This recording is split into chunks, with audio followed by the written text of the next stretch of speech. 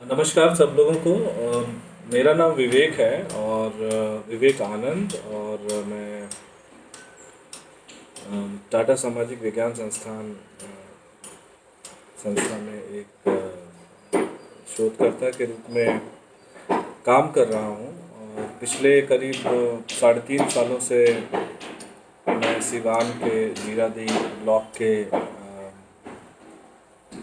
नरेंद्रपुर गांव में रह रहा हूँ। और मेरा शोध क्षेत्र जो है वो मियाँ का भटका गाँव और वो पंचायत मियाँ का भटका पंचायत है। उसमें करीब 7 गांव हैं उस पंचायत में। और मेरी पूरी ज़िंदगी में शायद ये पहला अवसर होगा जब मैंने इतने लंबे समय तक एक भोजपुरी क्षेत्र में इतना लंबा समय गुजारा है। हालांकि मेरा खुद का जो जन्म है वो छपरा ज़िले के मढ़ौरा ब्लॉक के सिलौड़ी गांव में हुआ है। पर 2 ढाई साल की उम्र में ही पिताजी की नौकरी थी पटना में, तो मुझे पटना में रहने का मौका मिला। और उसके बाद मुजफ्फरपुर में रहने का मौका मिला, जहाँ मेरी ग्रेजुएशन तक की पढ़ाई लिखाई हुई। तो घर में भोजपुरी भाषा सुनने को मिलती थी। हालांकि आसपास बात करने के लिए तो कोई नहीं मिलता था भोजपुरी में, पर घर में से ही जितना सुनता था, जितना समझता था, उतना मैंने सीखा। पर आसपास में लोग जो बोलते थे भाषा, वो मैथिली थी, वज्जिका थी, अंगिका थी। और मुजफ्फरपुर चूँकि शिक्षा के क्षेत्र में काफ़ी मुजफ्फरपुर का नाम रहा है, और काफ़ी पुरानी यूनिवर्सिटी वहाँ पे रही है, तो उस पूरे उत्तर बिहार के क्षेत्रों से बच्चे वहाँ पढ़ने के लिए आते थे। और एक ज़माने में भोजपुरी क्षेत्र के भी बच्चे जो हैं मुजफ्फरपुर में पढ़ने जाते थे। तो मैं अपने अनुभव के ऊपर ही बात करूँगा ज़्यादातर, कि भोजपुरी में बात करने का मौका तो मुझे नहीं मिला। मैंने अंगिका, मैथिली और वज्जिका का मिश्रण प्लस उसके साथ साथ हिंदी भाषा, जो एक स्कूलों के माध्यम से हम लोग को सीखने को मिलती थी। और पता नहीं मुझे क्यों, पर मेरे माता पिता ने मुझे हमेशा उस माहौल से अलग रखने की कोशिश की। अब उनका अपना कुछ समझदारी होगा उसके पीछे, मैं उसके बारे में भी ज़्यादा विस्तृत बातें नहीं करूँगा। तो मैं वापस आता हूँ। मेरा जो 3.5 साल का जो यहाँ का जो अनुभव है उसके ऊपर, कि भोजपुरी मैं कभी नहीं सुनता था। भोजपुरी के गाने कभी कभार इधर उधर से सुनने को मिल जाते थे। कॉलेज में बॉम्बे में जब मैं था तो पढ़ाई कर रहा था, तो उस टाइम पवन सिंह का जो गाना था लगावे लू जब लिपस्टिक, तो ये गाना सब बहुत सारी डीजे पार्टीज में बजता था। फिर राधे श्याम रसिया का एक गाना था,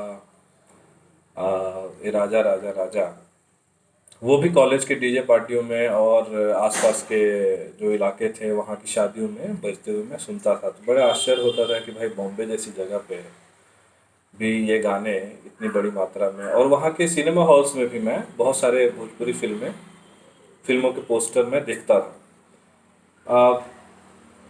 ऐसा भी नहीं है कि मुजफ्फरपुर में रहने के दौरान मुझे भोजपुरी से वास्ता नहीं हुआ था। भोजपुरी गाने तो मूल रूप से मेरे मेरे कॉन्शस में ससुरा बड़ा पैसा वाला जो फिल्म आई, और उसके बाद से एक अलग ही किस्म का रिवाइवल देखने को मिला भोजपुरी में, जब कई किस्म के गाने बजने शुरू हुए, दिखने शुरू हुए। और बोल बम मुजफ्फरपुर में बोल बम के दौरान, शादियों के सीज़न में अलग किस्म के गाने, बोल बम के दौरान उन्हीं बीट्स के ऊपर में गाने सुनने को मिलते थे। अलग किस्म के गाने सुनने को मिलते थे। और वहाँ पे कुछ अलग किस्म के गायक भी थे। जैसे उनमें से कुछ गायकों का नाम जो मुझे याद है, वो एक छैला बिहारी, मनोज तिवारी, जो उस समय काफ़ी चर्चित थे। गुड्डू रंगीला का गाना 90 के दशक में जब वो बहुत छोटा हुआ करता था तब सुनने को मिला था, खालू तिरंगा गोड़िया हो फार के जा झार के।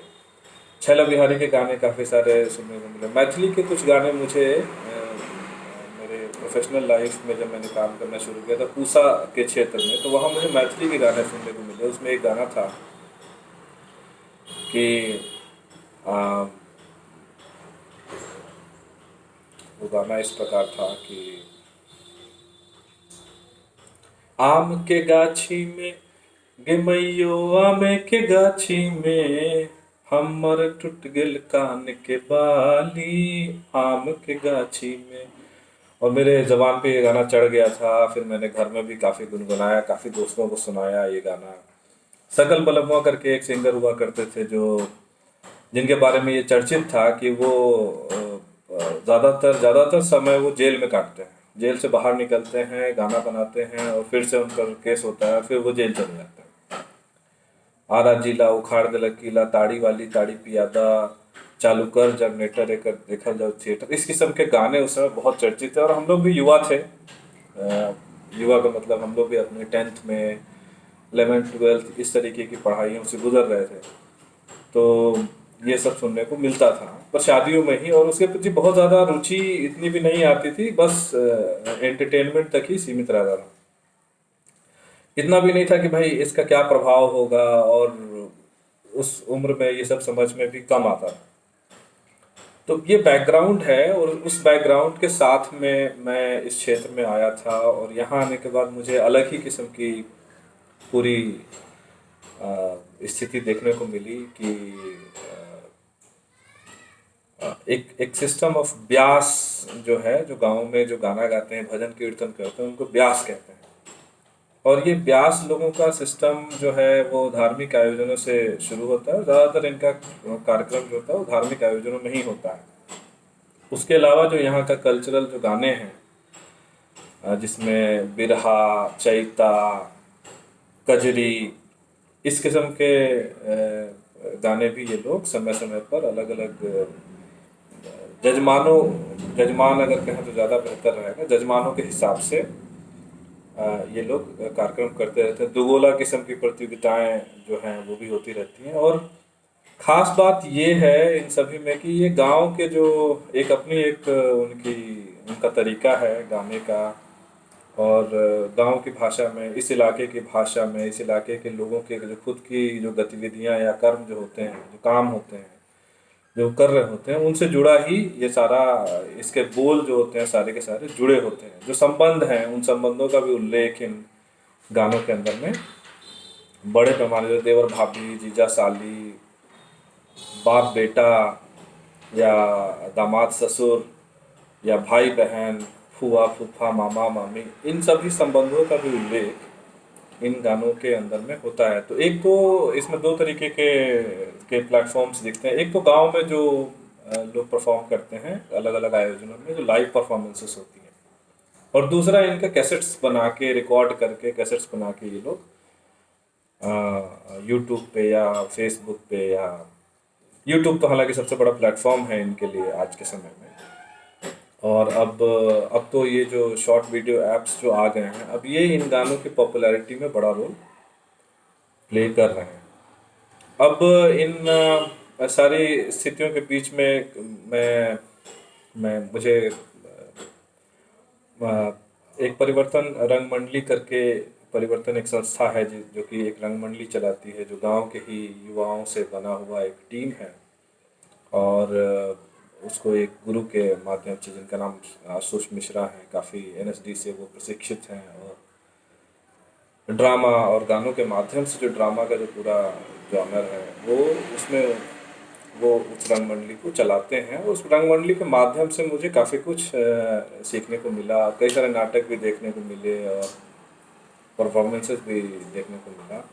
और वो कल्चरल जो डिवाइड, जो अभी जो पॉपुलर भोजपुरी सिनेमा हो या म्यूज़िक हो या लिरिक्स हो उन गानों के, और जो वो प्रेजेंट करते हैं जो यहाँ के, उसमें काफ़ी अंतर समझ में आता है। हालांकि जो परफॉर्मर्स हैं उसके, वो इसी समाज से आते हैं, और वो भी परफॉर्मेंसेस तो करते हैं, उस किस्म के परफॉर्मेंसेस करते हैं, पर उनका ध्यान जो है वो, ये चूंकि इस समाज के ही हिस्से हैं, तो ये जो बड़ा जो प्लेटफॉर्म है जो ये पॉपुलर म्यूज़िक का, उससे अछूते नहीं है।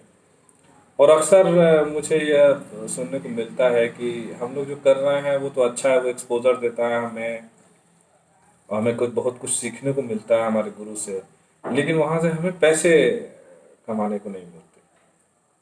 तो ये भी एक बात है। अब कई बार मुझे कई किस्म के शुरुआती समय में मुझे नए जो गाने इस इलाके के खेसारी को के बारे में मैंने आके यहाँ पे समझा कि वो कितना बड़ा स्टार है। कई सारे आयोजनों में मुझे उसके गाने बजते हुए सुने।